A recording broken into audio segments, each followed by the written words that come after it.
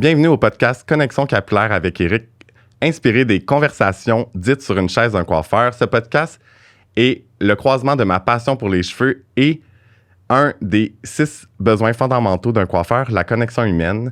Et c'est pour ça que j'ai décidé de vous partager l'impact des cheveux dans la vie des gens.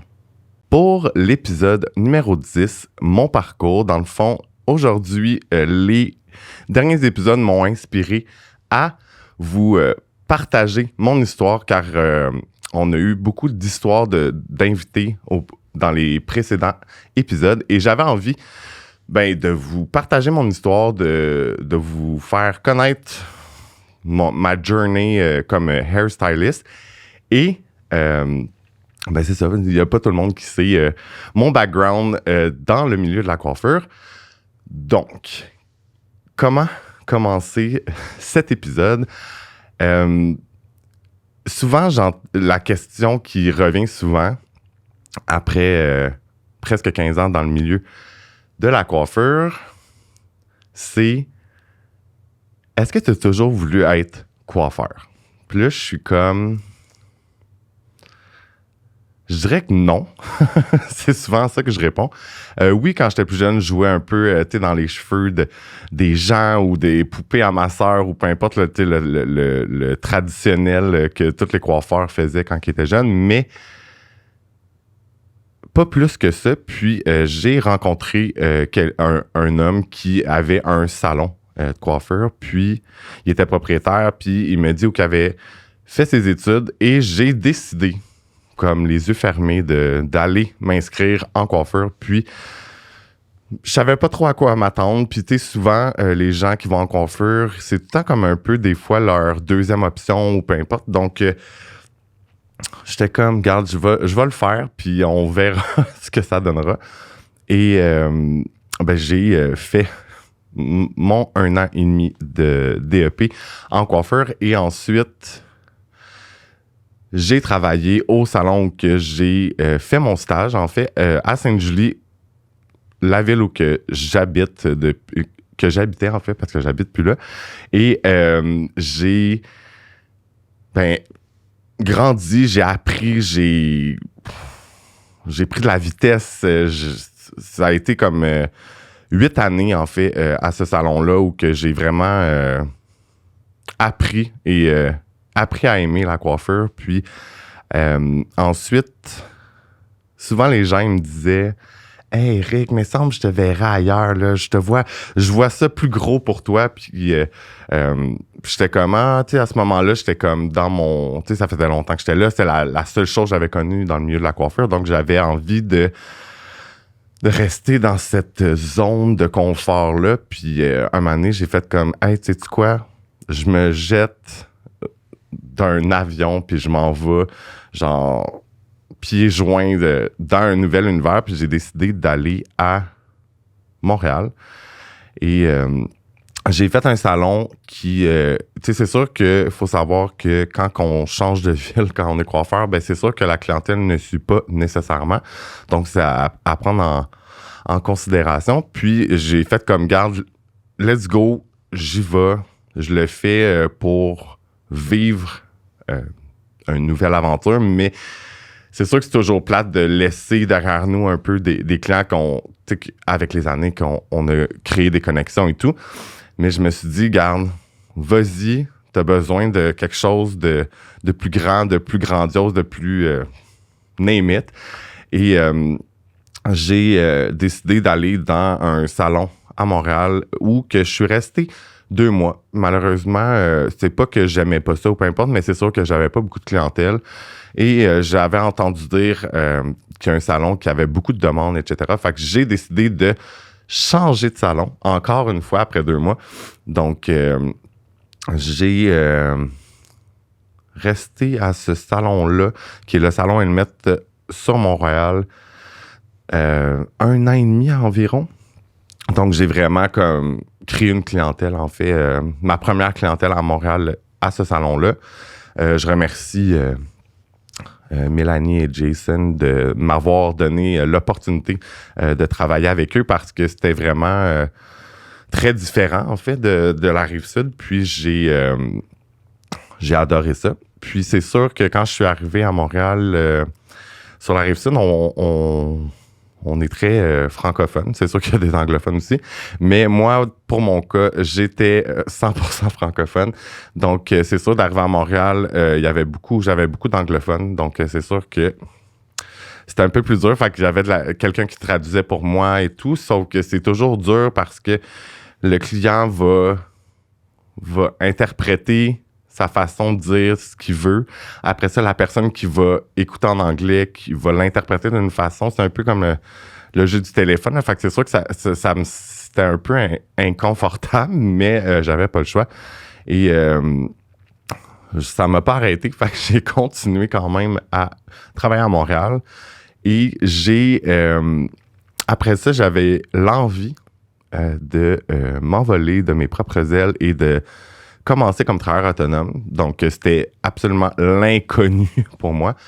Et j'ai décidé de changer de salon. Puis, le salon où je suis allé, qui est le salon Les Brossés, venait tout juste d'ouvrir.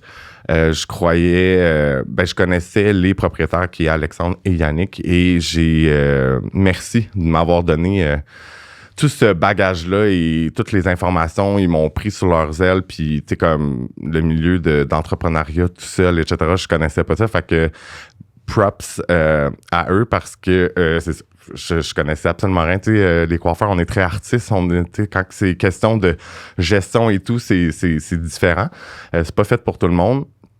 Et j'aimais vraiment l'espace, c'était vraiment, ça me parlait vraiment beaucoup, c'est un bel espace en fait. Et j'ai continué après ça à avoir de la clientèle, à agrandir ma clientèle. Puis, je suis resté là presque 3 ans. Puis, je dirais que j'ai quitté cette place-là, pas parce que j'aimais pas ça. C'était vrai, j'étais extrêmement bien.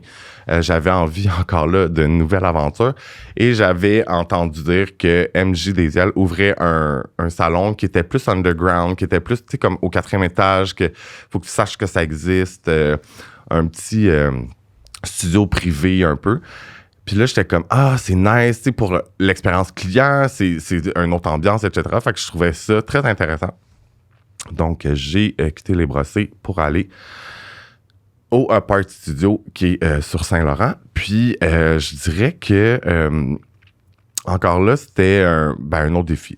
Oui, c'était juste un différent parce que c'est sûr que la clientèle rentre pas par eux-mêmes par la porte. Donc, c'est sûr que j'étais un petit peu plus présent sur les réseaux sociaux. Je passais beaucoup de temps, en fait, sur les réseaux sociaux pour amener de la clientèle. Et c'est quand même...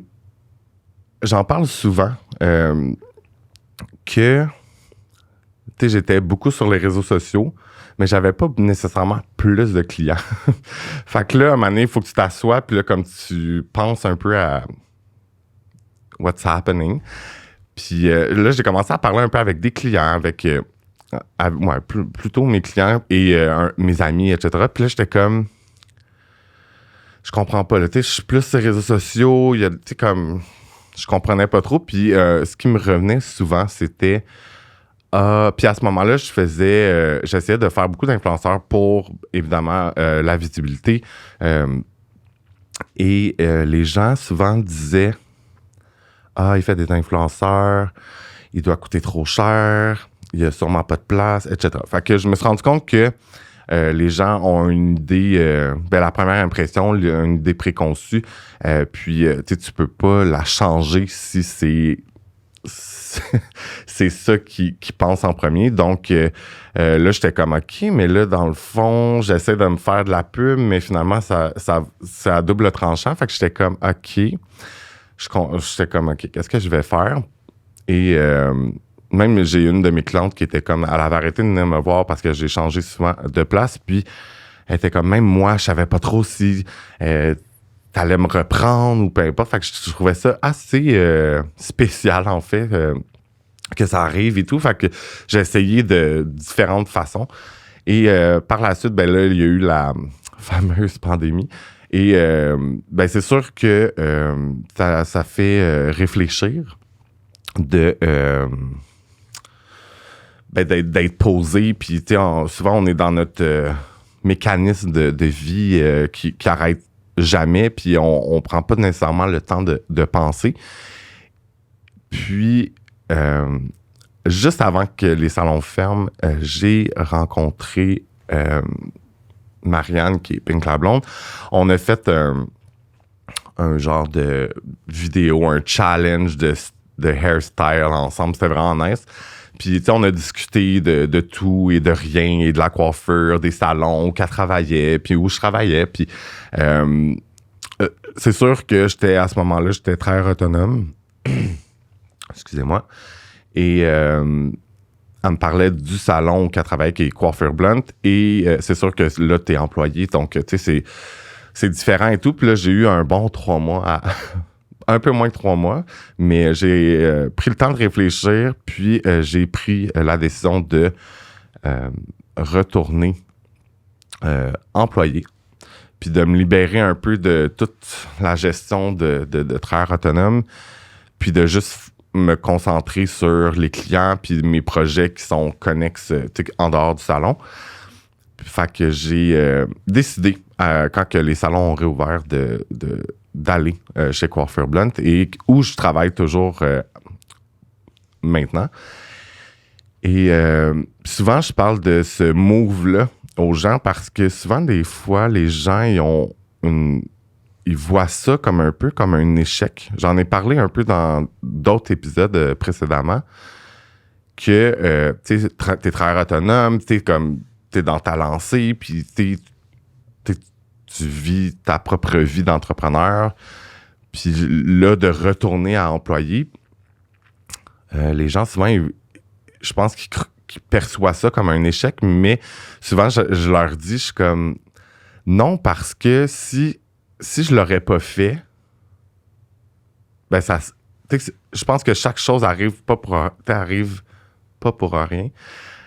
Puis, je dirais que ça l'a fait en sorte que d'aller, tu sais, comme partir des brossés, même si ça allait super bien, d'aller dans un nouveau salon, puis là, il y a eu la pandémie, j'ai changé, je suis retourné employé. Tu sais, je pense que si tout ça serait pas arrivé, ben, je serais pas là, puis je veux dire, j'ai fait un des, peut-être pas le meilleur move de ma vie, mais je suis vraiment content de l'avoir fait, puis je veux dire, c'est juste une opportunité de plus, c'est je sais pas, je trouvais que c'était le fun de plus avoir à gérer tout ce qu'il y a alentour, puis juste de me concentrer sur des cheveux, puis d'avoir un salaire qui est stable aussi, tu sais, la stabilité, malgré que je peux faire comme un podcast. Et voilà, fait que je suis vraiment content de ce parcours-là, même si j'ai beaucoup changé. J'ai essayé je pense que j'ai essayé de me trouver quand je suis arrivé à Montréal, de trouver ce qui me plaisait, puis après ça, de vivre la vie d'entrepreneur, etc. Puis, fait que c'est ça pour les salons, le périple des salons de coiffeur que j'ai fait. C'est sûr qu'il y a plein d'autres choses qui est arrivé dans ce parcours-là qui est à présent à peu près 15 ans. Et quand j'étais chez Les Brossés, en fait, j'ai commencé en fait, j'ai toujours travaillé avec les produits Matrix et Biolage. Et je me souviens, je raconte toujours cette anecdote-là parce que nos pensées sont plus fortes des fois, puis en tout cas. Puis, je me souviens que j'allais souvent dans les congrès de coiffure, donc, tu sais, on allait à un endroit où il y avait des gens on stage, puis qui partagent des connaissances, puis dans le fond, qui éduquent les coiffeurs.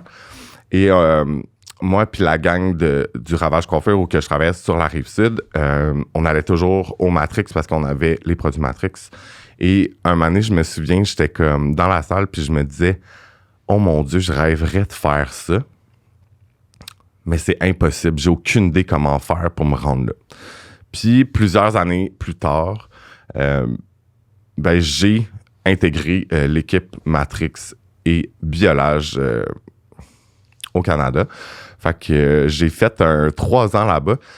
Puis ça a été vraiment quelque chose qui a un peu changé ma vie en tant qu'artiste puis en tant qu'humain. J'ai tellement appris de choses. J'étais, tu sais, comme c'est comme inexplicable. Puis j'ai vraiment... je suis vraiment sorti de ma zone de confort à travailler chez Matrix et Biolage. Puis je vais toujours être reconnaissant qu'il m'ait laissé la chance de faire partie de cette équipe-là parce que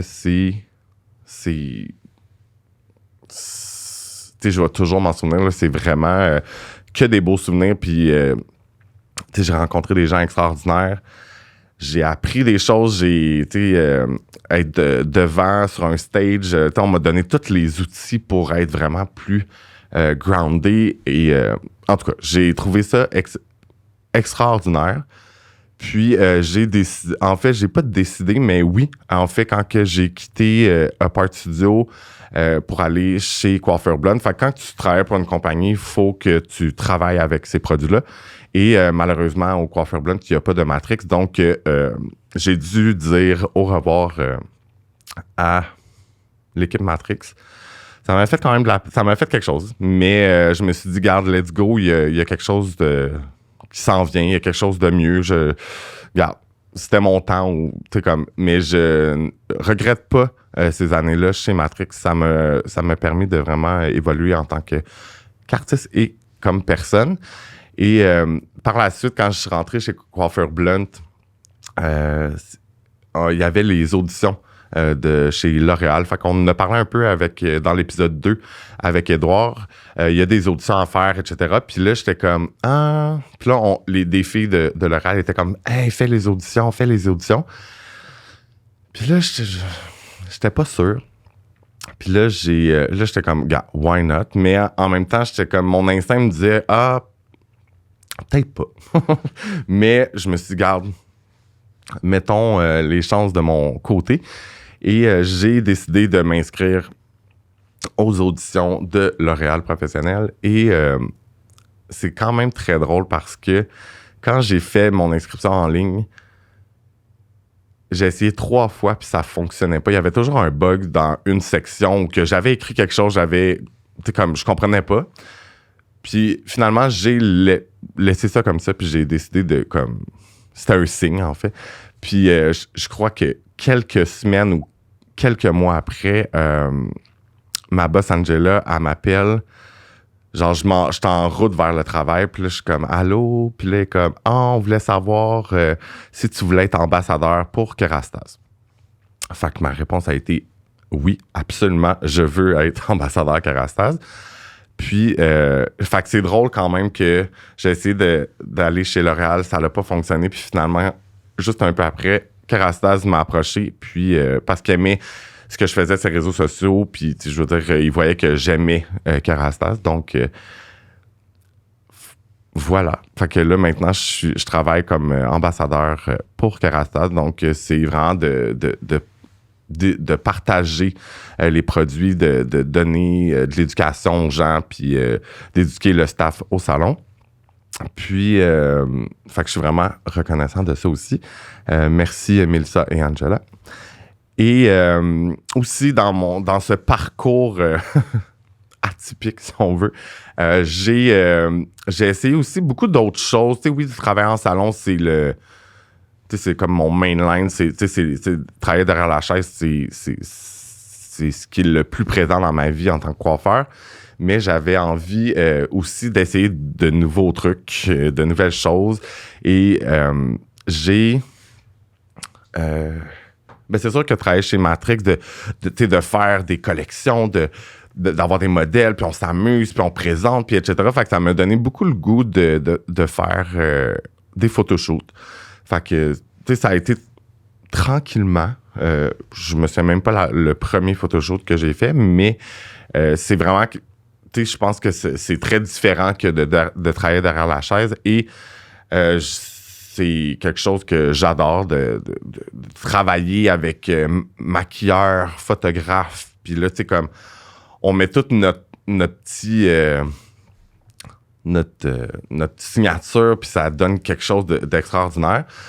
Donc, j'ai plusieurs photoshoots à mon actif et j'ai aussi travaillé sur un court-métrage d'un de mes clients. J'ai travaillé sur un film aussi de Philippe Cormier. Fait que, tu sais, j'essaye vraiment des choses différentes quand que je peux, parce que c'est sûr que des fois, le temps, puis avec l'horaire du salon, c'est pas toujours évident. Puis, c'est ça. Fait que j'ai fait des films, j'ai fait des photoshoots, j'ai fait des vidéos. Souvent, c'est moi qui trouve le concept et après ça, ben là, je trouve mon équipe de vidéographes. J'ai des gens qui viennent m'aider. J'ai des fois des photographes en même temps. C'est ça. Fait que, c'est quelque chose que j'adore faire. Puis je me souviens, quand j'ai fait mon dernier vidéo Kerastase pour les Physiodoses, j'avais 5 modèles, j'avais 2 assistantes, j'avais une photographe, j'avais mon vidéaste. J'ai tout trouvé mon concept, puis dans le fond, les gens de Karata sont venus à ce moment-là pendant que je faisais le vidéo. Puis je me souviens que Mélissa me dit « Wow! C'est la première fois que je suis en set, puis que ça finit plus tôt, puis que c'est autant organisé. » Puis là, après ça, j'étais comme, ben merci, évidemment. Mais j'ai réfléchi un peu après ça, puis j'étais comme, hey, c'est gros ce que tu fais. Pour toi, c'est comme rien parce que tu aimes ça, puis c'est facile de le faire pour... Mais quand elle m'a dit ça, j'ai fait comme, hey, c'est vrai que c'est quand même énorme. Comme, tu gères tout, tu trouves ton équipe, puis que ça va bien, puis c'est structuré, etc. Fait que ça m'a juste fait réaliser que, tu sais, quand t'aimes faire quelque chose, ben, tu te mets à 140%, puis ça se voit. Puis j'ai trouvé ça le fun que quelqu'un un peu de l'extérieur le voit, puis qui me le mentionne. Sinon, qu'est-ce que j'ai fait d'autre? Ben, je pense que c'est ça. J'ai aussi, pendant la pandémie, j'ai décidé de sortir de ma zone de confort, de partir un YouTube channel qui est plus vraiment actif en ce moment, mais tu sais, je veux dire, c'était l'inconnu d'être devant la caméra tout seul à parler, etc. C'est pas toujours évident. Et de faire tout l'editing, etc. Tu sais, comme j'avais jamais fait ça. I made it. J'ai vraiment du plaisir à faire ça aussi. Puis je me souviens aussi dans le lockdown, le premier lockdown, j'ai décidé aussi de faire un genre de vlog. J'étais comme, j'ai jamais fait ça, je vais essayer ça. Puis j'ai réussi à avoir plein de témoignages de coiffeurs. Fait que c'était comme leur produit chouchou. Fait que c'était comme, ils me donnaient leurs produits. Puis moi, j'ai fait une template. Puis comme je mettais leurs photos, les photos des produits. Puis par la suite, j'ai redemandé à des coiffeurs pour faire une vidéo pendant le lockdown où que j'avais envie de lancer un message aux gens. Puis j'ai demandé à, je crois, si je me trompe pas, 43 ou 45 coiffeurs qui ont fait une vidéo. Puis je leur ai demandé, la seule question, c'était pourquoi t'aimes ton métier de coiffeur? Je dirais que la réponse qui est revenue le plus, c'est ben, la connexion humaine avec les clients. Puis c'est, oui, clairement, la base de tout, en fait. Je trouve dans le milieu de la coiffure. Puis par la suite, j'ai réalisé que j'avais peut-être l'esprit rassembleur. Fait que tu sais, comme rassembler 45 coiffeurs pour une vidéo, c'est quand même... En tout cas, je trouve ça quand même huge. Puis, c'est ça. Fait que j'ai essayé vraiment beaucoup de choses dans ma carrière. Puis, je suis vraiment content de toujours essayer de sortir de ma zone de confort parce que j'essaie des nouvelles choses. Puis, ben mon cerveau créatif, artistique, il est toujours bien content de ça. Puis après ça, ben un des derniers projets, ben c'est mon podcast que je ne connaissais pas ce milieu-là. Même moi, j'écoutais pas vraiment de podcast non plus. Fait que j'avais aucune idée dans quoi je m'aventurais. Je me suis juste dit, gars, let's go. J'ai le goût d'éduquer les gens qui vont écouter ce podcast-là. J'ai envie de faire connaître le milieu de la coiffure de différents angles. Parce que, tu sais, oui, on est un coiffeur derrière la chaise, mais il y a tellement une grosse machine derrière. Puis des fois, les gens, ils s'en rendent pas compte. Pas qu'ils s'en rendent pas compte, mais ils pensent pas à ça. Puis je pense que ça peut être vraiment intéressant de comprendre un peu le milieu de la coiffure. Puis de parler de choses qui sont peut-être un petit peu plus tabous. Comme là, c'est le 10e épisode. J'ai 9 épisodes avant ça qui est des épisodes qui est vraiment tout différent. C'est ça. Puis là, il y en a d'autres à venir. Fait que restez à l'affût. Et c'est ça. Fait que, tu sais, je dirais là, que d'être coiffeur, on se souvient que quand j'ai commencé, je savais pas trop. Je savais pas trop. Puis souvent, les gens me demandent « Ah, t'aimes-tu ça encore, la coiffure? » Puis je suis juste comme... Plus les années avancent, plus que j'aime ça, tu sais. Puis une drôle d'anecdote, c'est... tu sais, maintenant... les gens viennent me voir beaucoup pour les balayages, les baby lights, les mèches, tout ce qui est en rapport avec les blondes. Puis, quand je suis arrivé à Montréal, je ne savais pas comment faire des balayages. Je ne savais pas. Fait que c'est quand même drôle que maintenant, après... plus de 5 ans que les gens viennent me voir pour ça, puis c'est ma spécialité, excuse-moi. Puis, c'est ça, tu sais, c'est fou comment que, quand tu sais, moi, je donne toujours comme conseil aux coiffeurs qui commencent, ou pas nécessairement, faut tellement, c'est tellement important de s'éduquer en coiffure, premièrement, puis parce que c'est un métier où que ça évolue toujours, les tendances changent, les techniques changent, puis je sais pas où je m'en allais avec ça, mais c'est important de sortir de sa zone de confort. Il y a des gens qui vont rester dans leur zone de confort, puis c'est vraiment correct, mais tu sais, si tu as envie d'explorer, tu sais, de sortir de cette zone-là, ben, ça va te permettre d'apprendre tellement de choses, puis d'évoluer, puis tu sais, je veux dire, si t'essayes pas, ben, tu le sais pas, puis si tu le pratiques pas, ben, ça arrive pas, tu sais, fait que je suis la preuve que, tu sais, je savais pas trop comment faire un balayage, j'ai improvisé comme que je trouvais ça logique, puis maintenant, ben... Je suis spécialiste en balayage, en blond, puis garde, let's go. Fait que c'est ça. Puis sinon, ben, tu sais, les gens, je crois, voient le milieu de la coiffure comme un... Des fois, c'est une deuxième option où... Ah, je suis pas sûr, c'est pas tant, comme, c'est peut-être pas payant ou, peu importe.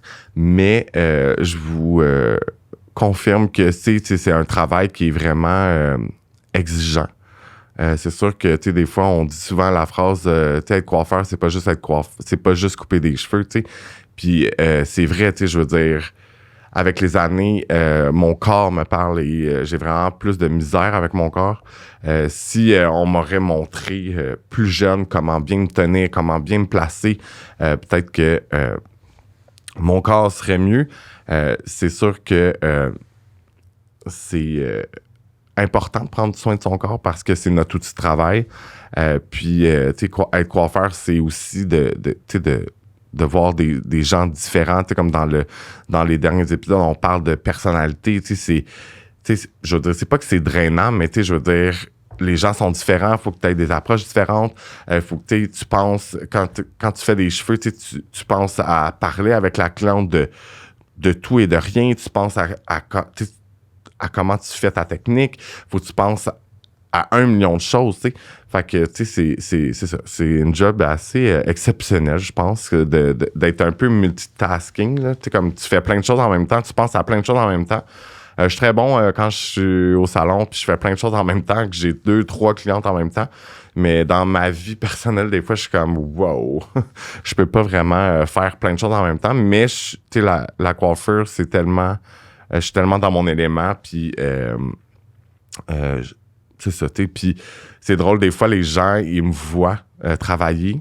Ça m'est déjà arrivé que quelqu'un me dise ça, puis c'est fou comment que le monde est comme, ben voyons, lui, il prend de la place. Puis je suis juste comme... Puis j'ai réalisé que c'est juste que derrière la chaise, je suis à ma place. Puis je suis confiant dans ce que je fais. Fait que ça dégage beaucoup, tu sais. Fait que c'est mon happy place, comme on dit. Puis c'est ça, fait que, tu sais...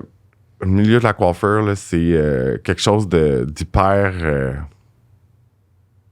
présent dans ma vie. Puis c'est ça, tu sais, moi, je suis coiffeur au salon, je suis coiffeur le soir chez nous, je suis coiffeur dans la nuit.